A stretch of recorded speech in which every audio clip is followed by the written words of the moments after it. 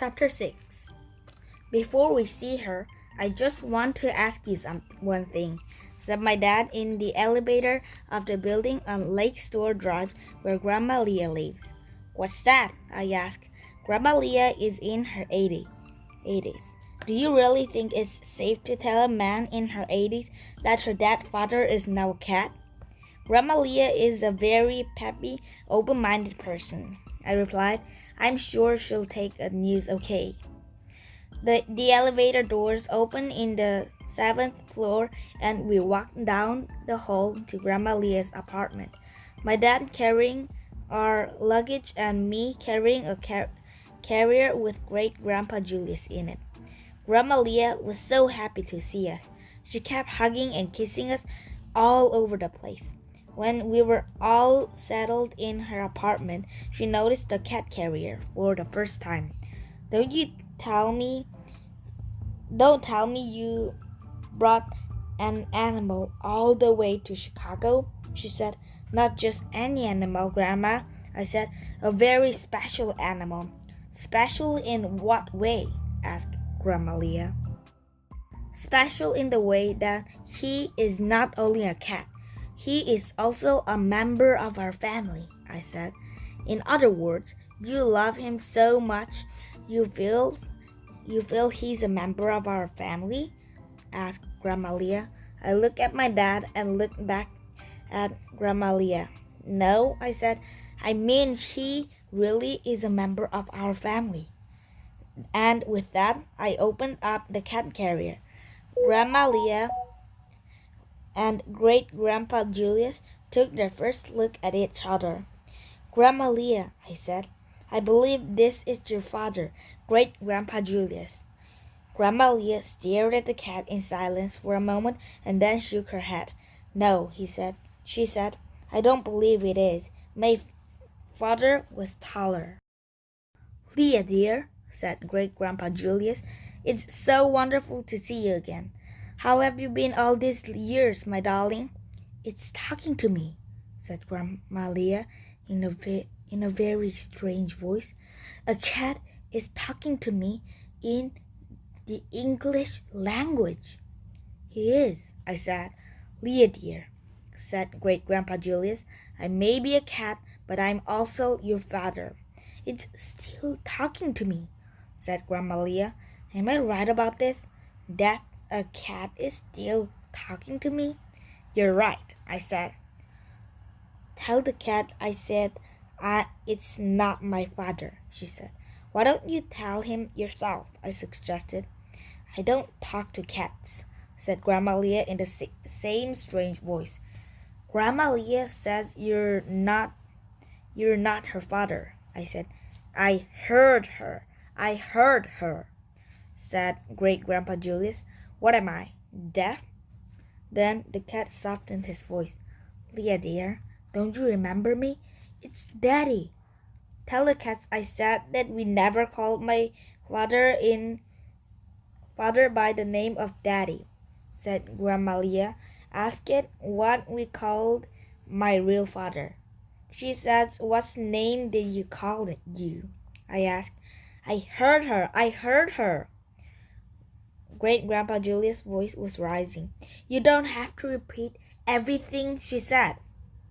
Well then, what name did she call you? It wasn't Daddy, said great-grandpa Julius. We've already heard her say it wasn't Daddy, said my dad. Of course it wasn't Daddy, said great-grandpa Julius, because it was Father. Grandma Leah shook her head. Tell the cat it wasn't Father, said Grandma Leah. Say she said it wasn't. Don't repeat it, snapped great-grandpa Julius angrily. Then he quickly recovered his composure. It wasn't Father. Of course it wasn't Father, he said. Father was what I called myself. What you called me was Papa.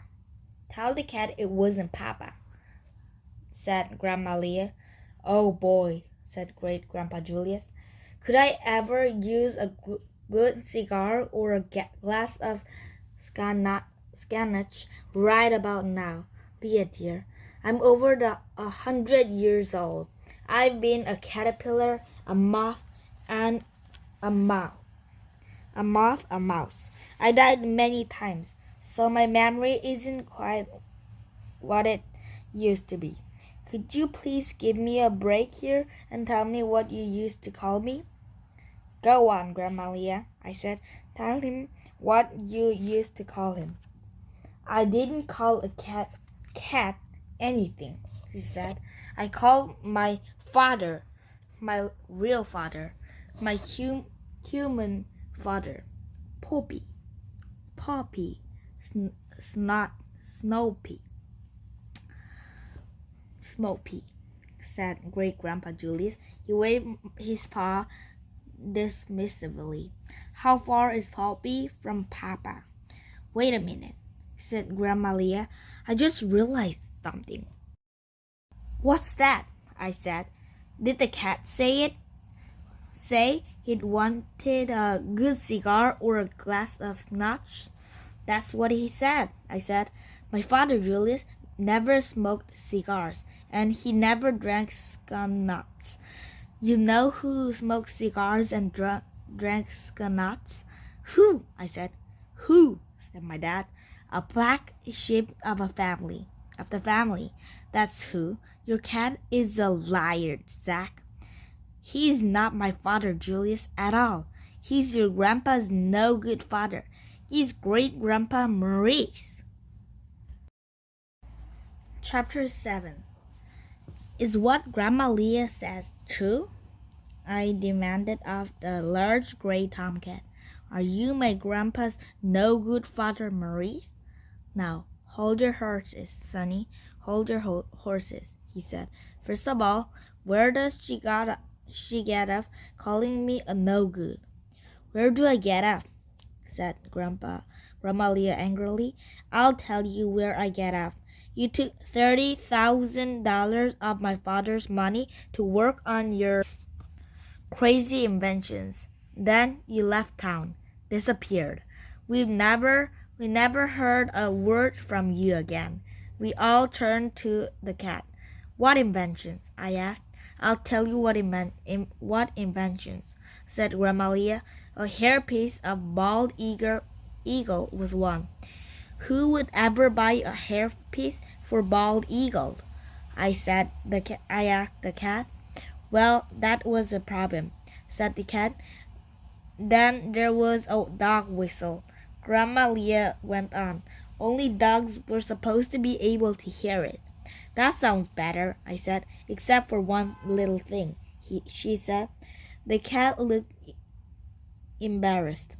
Dog could not hear it either. You blow it, and all the mice in the neighborhood came running. Did you invent anything that worked? I asked. Yes, said the cat. A sweater for that runs in the shape of a hot dog bun. Very cute, if I do say so myself. At first, it didn't sell. I thought I lost all of Julie's money, so I beat it out of town. But you know what? After a while, that sweater started selling like crazy. Everybody who owns a Dutch Hunt had to have one. I made back a whole 30,000. I had it spent directly to a secret bank account in Chicago. A secret bank account, I said. In the modern Acropolis Savings and Loan Association of Chicago, said the cat. I was coming to Chicago to pay Julius back when I got hit by a Greyhound bus. We all stared at the cat. Great-Grandpa Maurice, I said gently, you've told us many things that weren't true. How do we know what you're telling us now is the truth? First thing tomorrow morning, he said, take me to Moran Acropolis Savings and Loan Associations of Chicago. Then you'll find out. Chapter 8. And so the next morning, right after breakfast, my dad, my grandma Leah, my great-grandpa Maurice, and I all got into a cab and went to the Morton F. Air Acropolis Savings and Loan Association of Chicago. At first, the bank officer we spoke with told us she couldn't find any secret bank account bearing the number Maurice had given us. "Tell her to look harder," said Maurice from inside the cat carrier. The bank officer looked startled. "Please look harder, ma'am," I said, and so the bank officer looked harder. "You'd better be telling us the truth about this," I said to the cat carrier. "Don't be so mistrustful," said the voice from inside the cat carrier. The bank officer returned. "I did find something," she said. "An account was opened a great many years ago. I don't know if it's the right one, but it does bear the same number you gave me." "What's the name on the account?" I asked. "That, of course, would be a secret," said the bank officer. What if I told you the first name?" I said. "Would you just nod your head if I'm right?" "What name are you thinking of?" she asked. "Maurice," I said. The bank officer nodded. "I'm right," I said. "Great-grandpa Maurice was telling the truth. Now, how do we get the money?" "Well, the individual whose name is on the account would have to sign for it," she said. We all looked at each other. "What if she couldn't do that?" asked my dad. "Why couldn't he do that?" said the bank officer. What if something had happened to him?" I asked. I said. "Such as what?" said the bank officer. "Such as, oh, I don't know, such as he turned into a cat," I said. "Such as he died," said my dad quickly. "Well, if the account holder is deceased," said the bank officer, "then the money would go into probate. Probate is a very long, very complicated legal process. It takes years to sort out. What does this guys mean?" "What does this guys mean?" I whispered. "Dad," said the voice inside the cat carrier. "What if he turned into a cat?" I asked. "Excuse me?" said the bank officer. "What if he turned into a cat?" I asked. "Excuse me?" said the bank officer. My dad looked at me and shook his head. "Do you believe in reincarnation?" I asked the bank officer. "No," she said. We all looked at each other. We didn't have any idea what to do next. "Hey," said the voice in the cat carrier. "Can I talk to her?" "Is there somebody inside that animal carrier?" asked the bank officer, alarmed. "Hey, let me out of here," said the voice. I looked at my dad. He shrugged. I opened the cat carrier. Great-grandpa Maurice hopped out onto the counter. "I'm afraid pets aren't allowed inside the bank," said the bank officer. "The regulation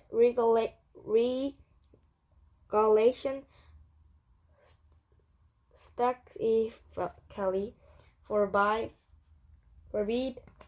"Oh, pipe down a minute, sis," said Great-grandpa Maurice, "and maybe we can clear this up." The bank officer looked like she might faint. "This," I said, "is my great-grandfather, Maurice. He opened the account with your bank many years ago when he was still a person." The bank officer leaned heavily against the counter so she wouldn't fall down. "This individual does indeed appear to be a cat," she whispered. "You're darn tootin' I am," said Great-grandpa Maurice. "And if you don't mind, I'd like to withdraw all the money in my account to give it to my family.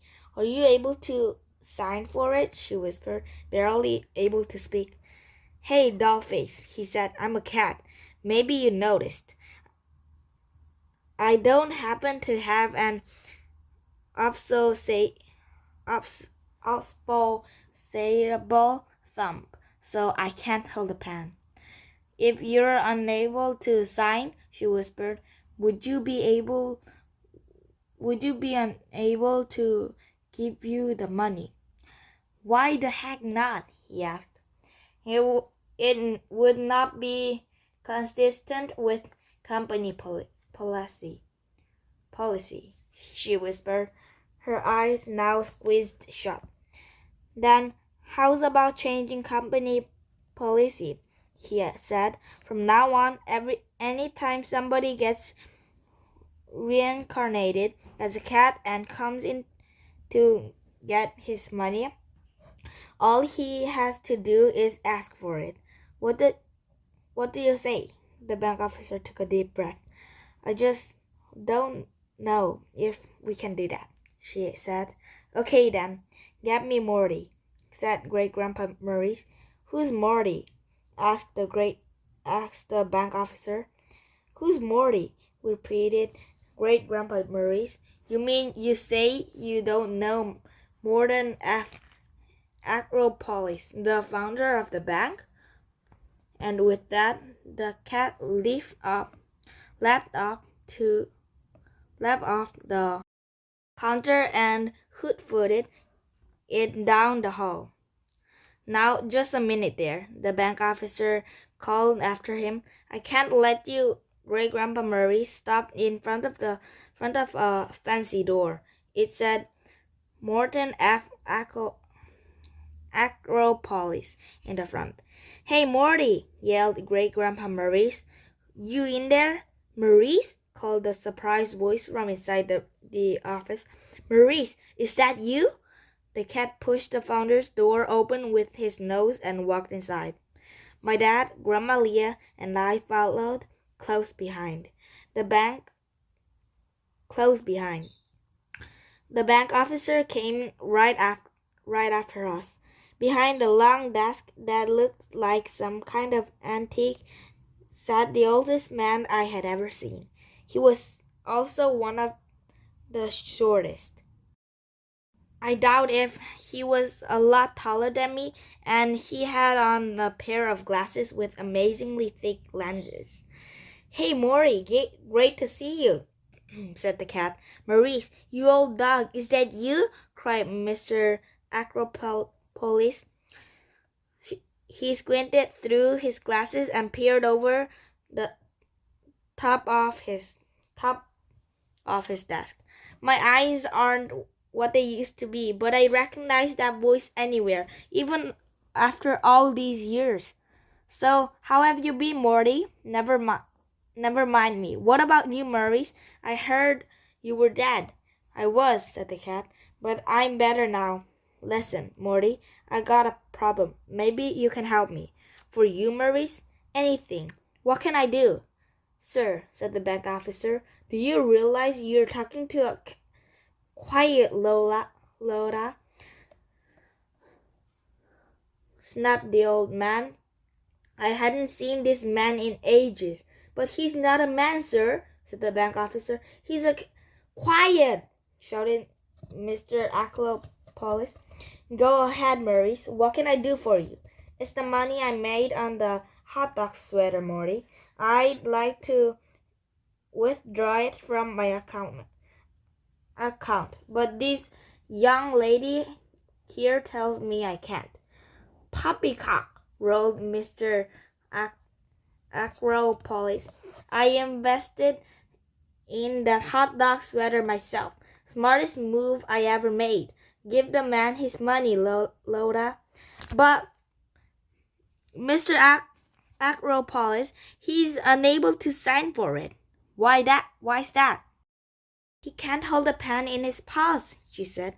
Well, I can't hold a pen in my paws either, said Mr. Acropolis. A man gets to be our age, dear. There are certain things he can't do by himself any longer. Help him, for a love of Pete. Yes, sir, said the bank officer. So we all walked out of Mr. Acropolis' office. Then, with shaking hands, the bank officer put the pen between the cat's paws and helped him sign his name. Then she wrote out a check and handed it to us. My dad looked at the amount and whistled. Maurice, I thought there was $30,000 in this account, he said. How much is in there? Asked Maurice. Closer to 90, said my dad. $90,000? Asked Grandma Leah. It was the first thing she'd said since we'd arrived at the bank. Well, that's after more than 30 years of interest, said my dad. And you really want us to have this? I asked. On one condition, said Maurice. What's that? That you leave me enough for the first class one-way ticket to Palm Beach, and a few years rent in a deluxe pet hotel with the standing order for herring and sour cream every morning and a glass of scotch every night. You're not going to live with us? I asked. As much as I love you, Zack, said Maurice. I've always wanted to spend my golden years in Florida. I understand there are folks down there who might be willing to invest a few dollars in imitations of a somewhat speculative nature. So Maurice went off to live a good life in Florida. But after he did, he had a bank officer open his safe deposit box. There it was, a baseball signed by Lou Gehrig, Ty Cobb, and Rogers Hornsby. This is for you, kid, he said to me. I was going to keep it, but hey, what the heck does an old pussycat need with an old baseball anyway? Even though Great-Grandpa Maurice was kind of pussy, I was really sad to see him go.